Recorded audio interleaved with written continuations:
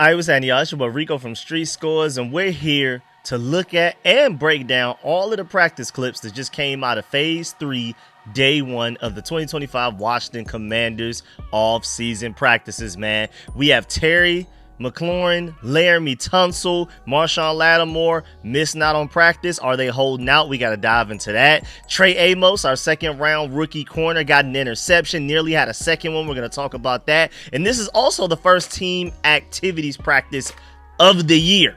This is our first time even doing 7-on-7. So this is the first time you don't just have somebody just running a route and just catching a pass from a quarterback. They're actually doing team versus team, offense versus defense type of things. We're going to take a look at all of that and dive into everything. But before we do, I have a trivia question for you. Now, this one's kind of stupid. It's going to be really difficult because it's so random, and I still don't understand why this trivia thing is so centered around the year 2022. But either way, what two states produced the most players, 5 each, on the Commanders season-ending roster in 2022? There was just no way I was going to be able to figure that out off the top of my head, but I'm going to give you the answer to that at the end of the video. And before we get into everything, make sure you stiff arm that like button, stiff arm the subscription button, and stiff arm the bell next to that subscription button so you get notification each and every time I release an informative and opinionated video just like this one. And I'm going to hit y'all with the press conference interviews after practice later on tonight. Jayden Daniels spoke to the media, so did Dan Quinn, Cliff Kingsbury, and they all had some really interesting things to say, like Samuel Cosmi injury update. Cliff Kingsbury said Jayden Daniels' arm is even stronger. There were a lot of really important, interesting quotes that came from that, so be on the lookout for that later on tonight. But let's go ahead and dive into this video right now, man. Let's get it. Adam.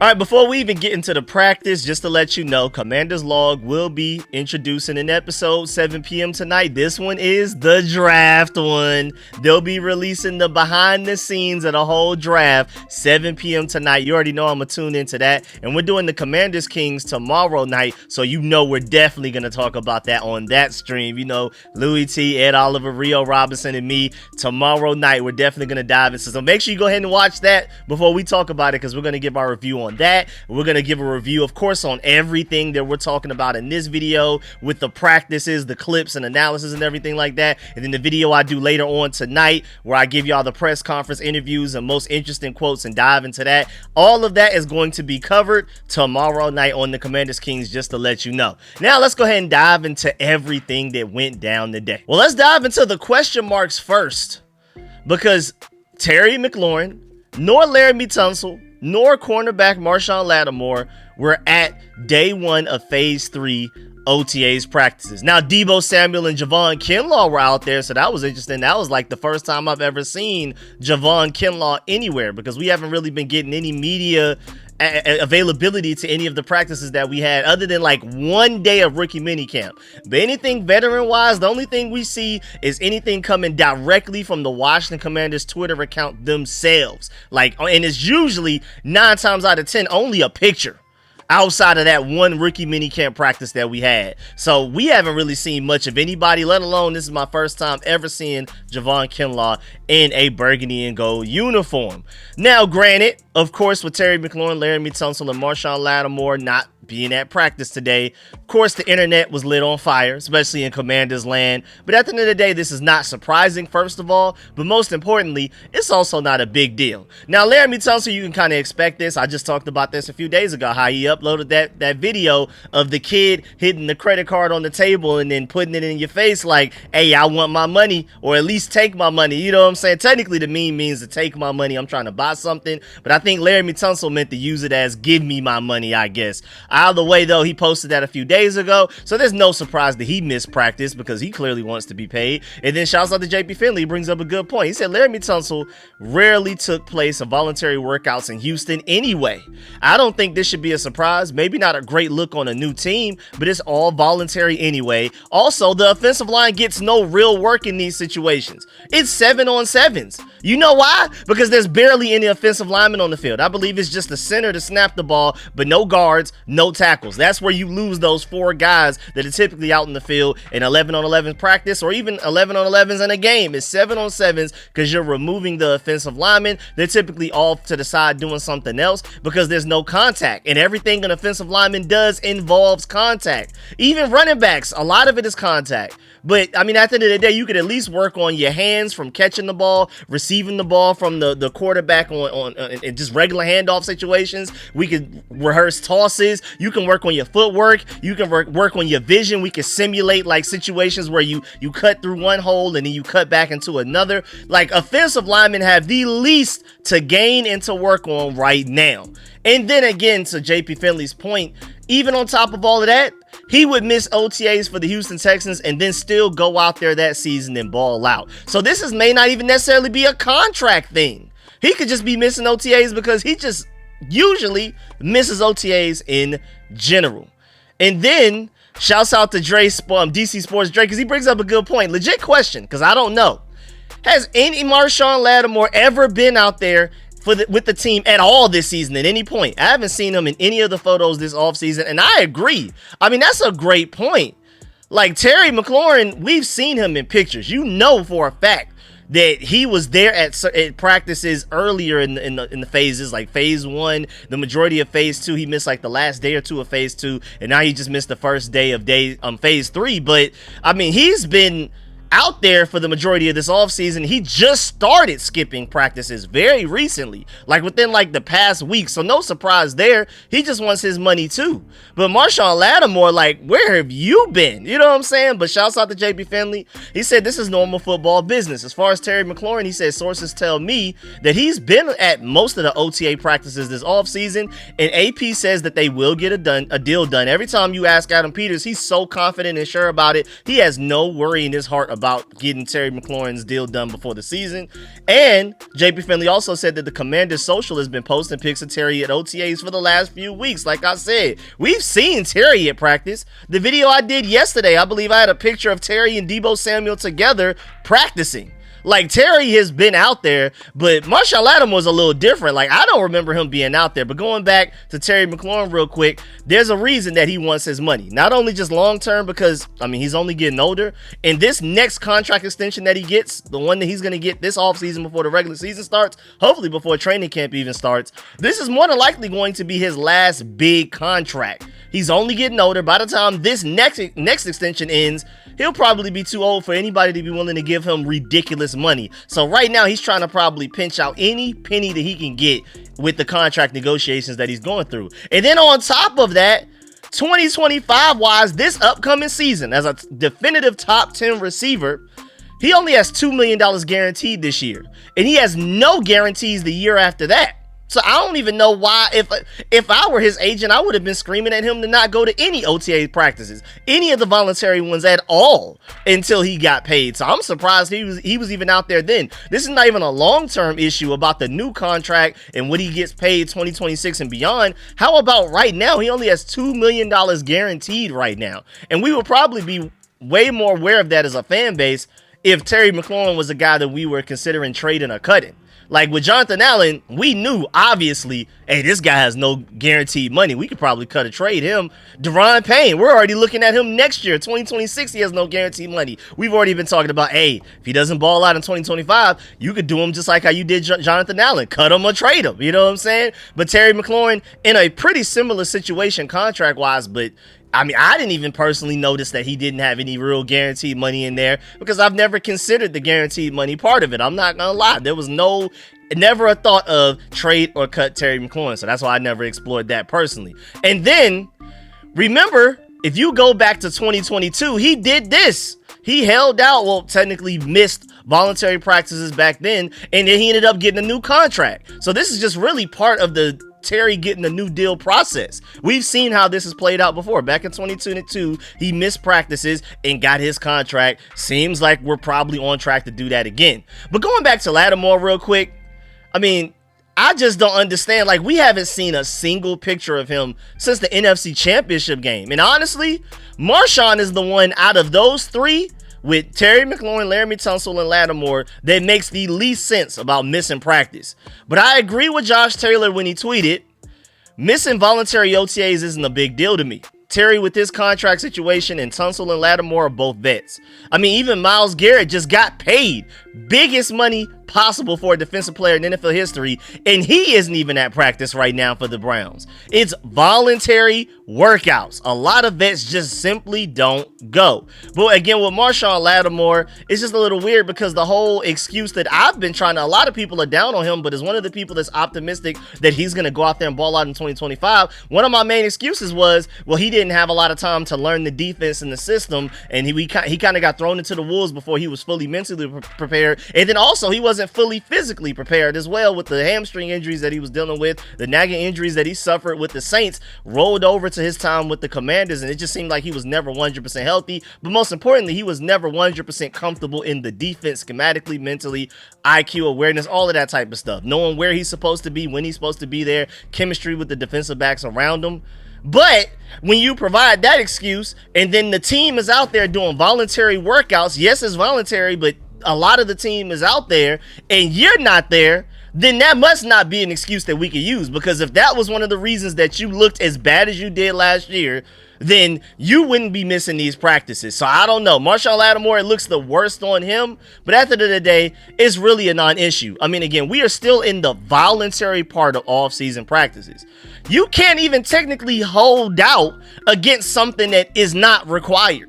Just want to make sure that I keep reminding y'all of that. Like, this only becomes real news and something to even possibly worry about if this starts to move into required practices like mandatory mini camps that start June 10th. Then and only then will I even worry about it slightly. And you know who's not worried about it? Terry, Tunsil, and Lattimore missing practices right now? That boy Jayden Daniels, as you can see on the screen, was all smiles, all practice, man. Just chilling. He feels no type of way about three main components of the team and leaders of the team missing practices so far, even though he's one of the biggest leaders, arguably the biggest leader on the team. He's missing a few of them, but he was out there.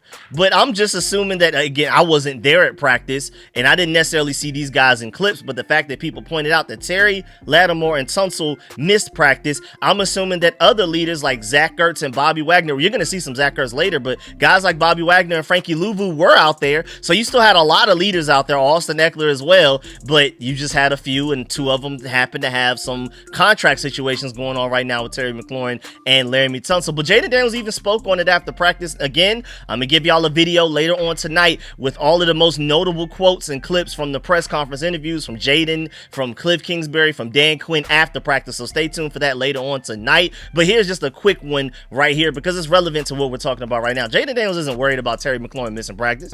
Me and Terry got a good relationship outside of football, so obviously he got to handle what he has to handle, and but that doesn't change anything. The fact that he's a part of our brotherhood.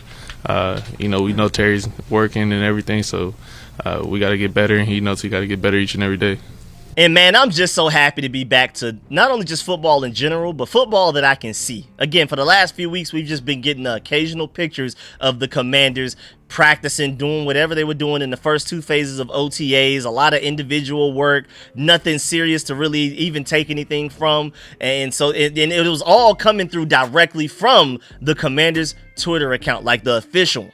But now we're back to the part of the offseason where all different sorts of reporters, shouts out to John Kahn and Nikki Javala, Ben Standig, and Mitch Tisler, JP Finley, all of those guys, NBC4 Sports, anybody that I may have missed, shouts out to all of them for uploading a lot of the clips that you're going to see in this video, starting with this one. Football is back, man. We have Jayden Daniels in this clip, you have Deebo Samuel, and you have Dan Quinn. We are back to full-fledged football, y'all. I'm so excited, man. Once we finish up these day 3 of OTAs, which in June 6th, because right now we're in the May 27th through May 30th part of Phase 3. Then we have a June 2nd through 6th part of Phase 3, which is all still voluntary. And then the mandatory stuff starts when we start mini camp June 10 through 12th. So that's when we start to really look at people a little sideways if they're mixing practices. I wouldn't be surprised if everybody shows up for that, but also if they don't, it's not time to hit the panic button at all.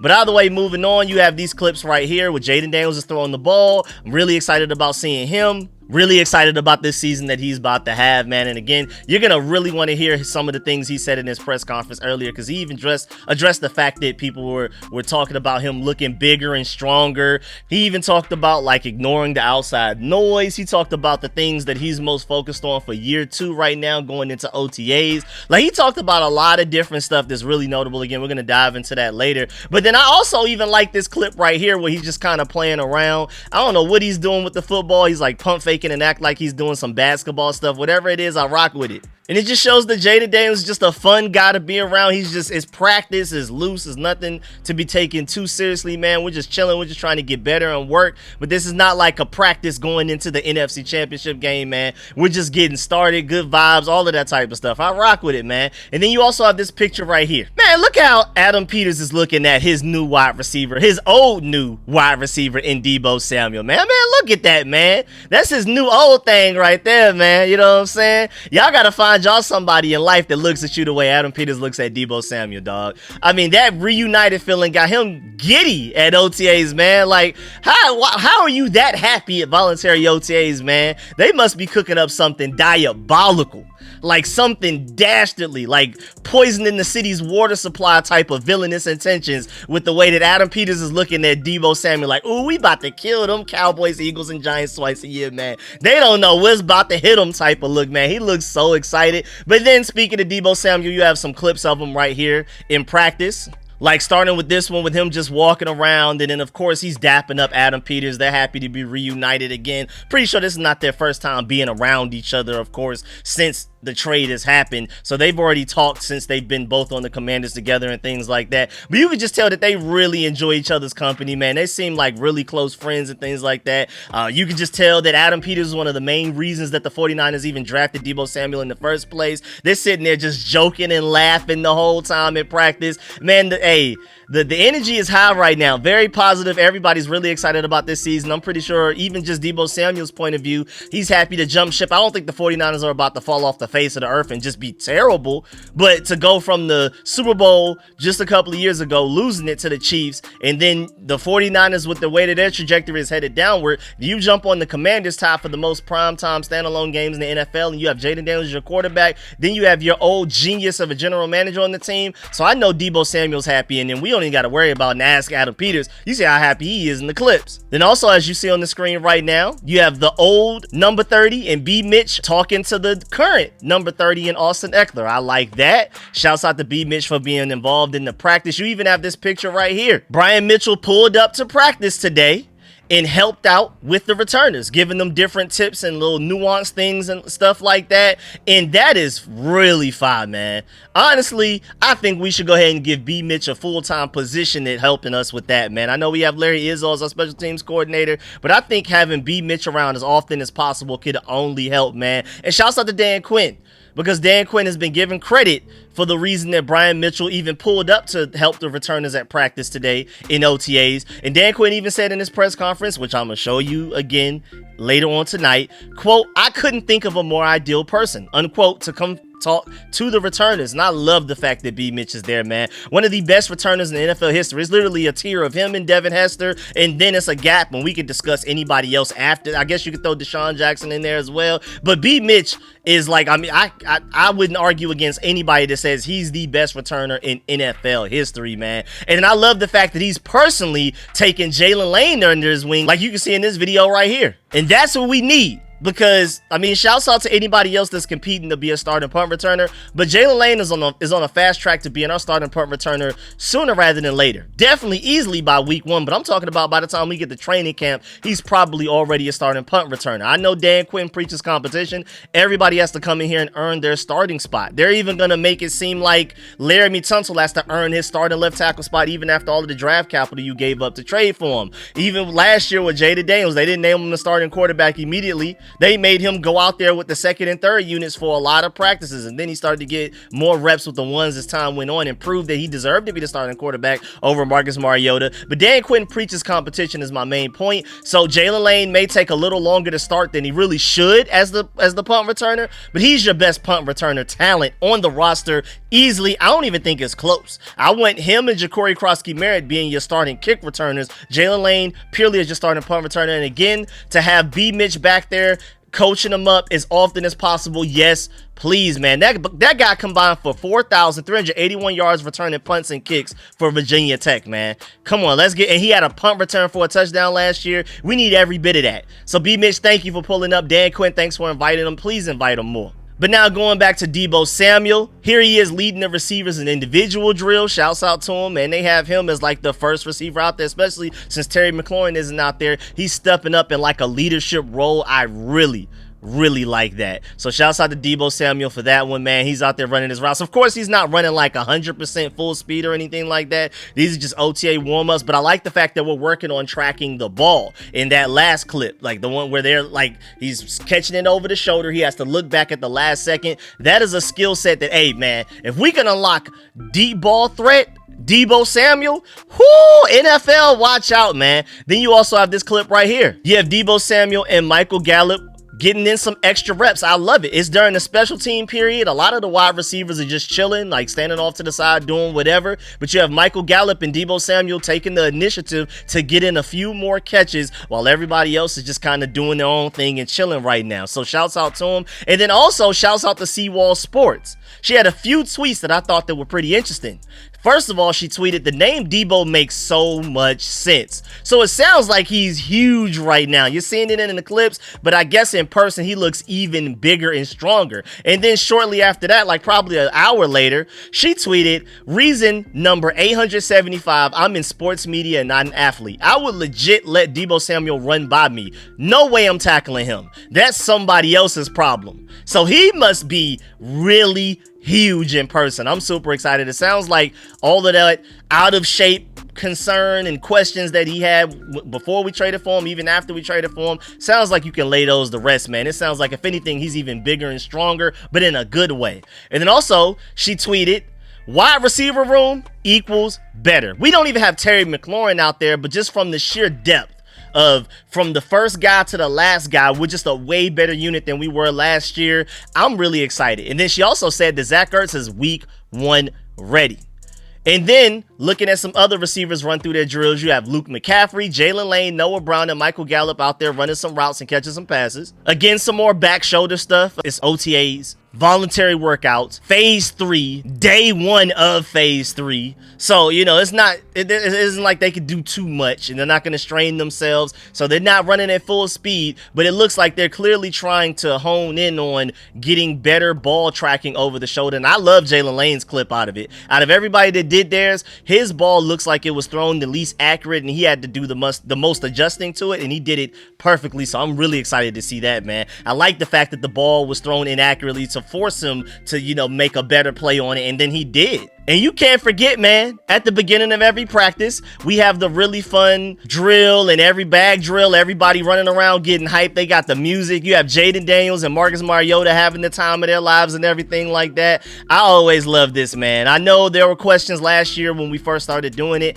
How are the veterans going to feel about it? Because remember, we started it like rookie mini camps last year, and then we were like, okay, so once the veterans like Bobby Wagner and those guys start pulling up and Zach Ertz, are they going to feel like it's corny or anything like that? But everybody seems to love it, man. Young guys, veterans, everybody's hype about it. Jayden Daniels and Marcus Mariota, super veteran, especially in Marcus Mariota's case, but Jayden Daniels even going into his second year after winning NFL Rookie of the Year and you know, in MVP voting race, he's still out there enjoying it. So it seems to be something that they like and enjoy. It gets everybody hype and going. I guess I could have played that at the beginning of the video since it started at the beginning of practice, but felt like y'all cared to see like Deebo Samuel catching passes first, and then we could just save that for later. And then lastly, before we move on to some of the team activity updates that we got, you also just have the defensive line going through some drills as well. And I love the fact that we have them going through drills, ready to catch interceptions and be opportunistic. Because I'm pretty sure some other days throughout this offseason, they're going to work on batting the balls down themselves. But right now, wobbly ball in the air, you better be ready to catch it as a defensive lineman. And even you can see even further back away from the camera, they not only have a guy that's throwing the ball, but they have a guy in the middle that's tipping the ball. So it's, it's unpredictable. Who knows where the ball's about to go? You got to be ready to catch that. So I like the fact that we have receivers, we have the D line, we have linebackers, we have the DBs, I'm pretty sure as well. We have everybody out there working on their hands. We got to be opportunistic. Dan Quinn and Joey Jr. preach turnovers, and you got to be ready when the opportunity presents itself. It's not always just about taking the ball away, like literally forcing a fumble or jumping in front of a route to get an interception. Sometimes an interception may just come falling from the sky right in your lap. You got to be ready to catch it. Dan Quinn and Joey Jr., when they were with the Dallas Cowboys for 3 years, did not lead the NFL in takeaways for those 3 years for no reason. And I love the fact that they're really trying to get in on that, especially since we had some serious momentum of it, towards the end of the season, especially in the postseason. That Detroit Lions game, we finally started to get some real takeaways. What did we ended up with, like 5 turnovers in that game, like 4 of them interceptions or something like that. So they finally started to find their interception, forced fumble, their forced turnover groove, and they seem like they want to continue to capitalize on that and improve on that even more, to where we're doing it not only in the regular season but early on in the regular season as well. I mean, let's just go ahead and embarrass some of these teams in the beginning, because I have no doubts about our offense being able to put up 30-40 points just against anybody, any defense. I'm not worried about that. But if we want to make sure not only do we beat these, relatively easy opponents early in our schedule, like the Giants week 1, believe like the Raiders week 3, then hey man, forcing some turnovers can make these games turn into 40 something to 10 slaughters. You know what I'm saying? So that's what we're going for. I like that. And then also moving on to team activities for the first time this offseason. And I really want to emphasize that this is the first time this offseason we've done anything team activities related. That was literally a part of the Phase 3. Phase 1, you're allowed to do certain things. Phase 2, you're allowed to do a little bit more. Phase 3, still no contact, still no pads, but you can at least do team stuff like 7-on-7. So today was the first day all off season we've been doing 7-on-7s. Like since we signed Javon Kinlaw, since we signed Eddie Goldman, Will Harris, since we drafted Josh Connolly and Trey Amos, this is the first time we've ever done 7-on-7s. And immediately I see a tweet from Seawall Sports saying, Trey Amos, I think you all will like him. You know why? Because Trey Amos apparently very early in 7-on-7s got an interception, and then he nearly had another one from Sam Hartman as well. And I'm assuming that first one was probably the one that he actually got was against Jayden Daniels, probably, maybe Marcus Mariota, because I'm just assuming process of elimination. They're saying he almost got one on Sam Hartman. Sounds like then the one that he did get was against another quarterback, either Jayden Daniels or who knows, Josh Johnson, Marcus Mariota. I don't know to confirm, but Trey Amos is already out there making plays. So Jeremy Reeves and Trey Amos got back-to-back picks in 7-on-7s, and both of them were targets to Gallup. So if you're a person that hopes Michael Gallup makes the team, I mean, that may not necessarily be good news on the surface, but at least he's getting targets. He's not being an afterthought right now. I mean, the quarterbacks forcing him the ball right now is what's led to interception. So at the very least, Michael Gallup is going to get targets and opportunities to show that he deserves to make this roster, because I don't think he's a roster lock like a lot of people think. I'm rooting for Michael Gallup to make the roster,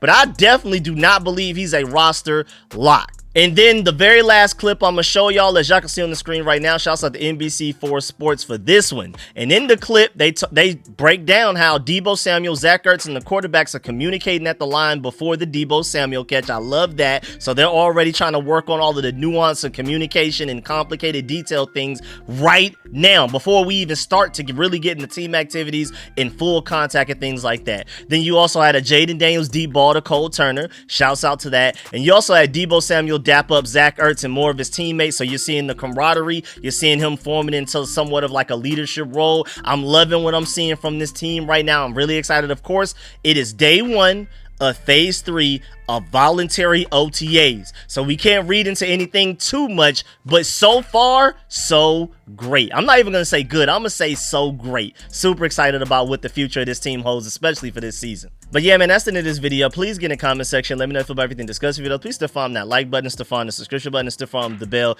next to that subscription button so you get notification each and every time I release an informative and opinion video just like this one.